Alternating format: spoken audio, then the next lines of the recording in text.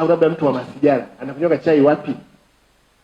Kwani kaambia rasi, huenda kuna watu hapo huwa wanawapa majukumu asubuhi au mchana, kumbe hajakunywa chai. Kwani hivi mtu ambaye hapo ofisini mshahara wake labda ni amechukua mikopo amebaki labda 280,000, kazi yake ina majeraha, hivi huyu mtumishi waga anakunywa maji wapi?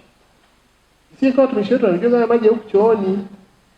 Kwa hiyo namwambia pale rasi, lakini nikamwambia no. Hivi mtumishi ambaye ana shilingi laki, kwa sababu 300,000 maki shilingi 10,000 kwa kila siku, anakunywa chai wapi? Kwa hiyo tuna watumishi wana mfungo wa lazima. Kwa anakuja tu ofisini asubuhi, anafanya kazi mchana, anapiga miayo, kuna kantini pale, si wote wanayokula chakula. Kwa hiyo nikamwambia hapana, tuache utaratibu.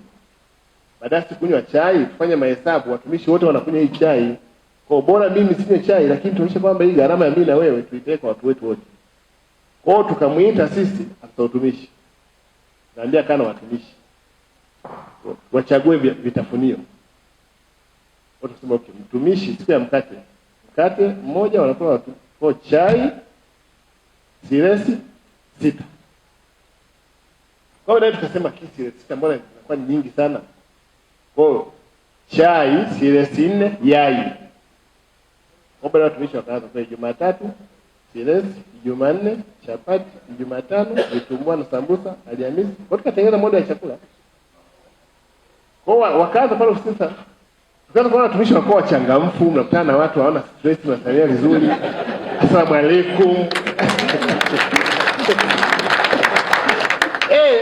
Wanafanya kazi.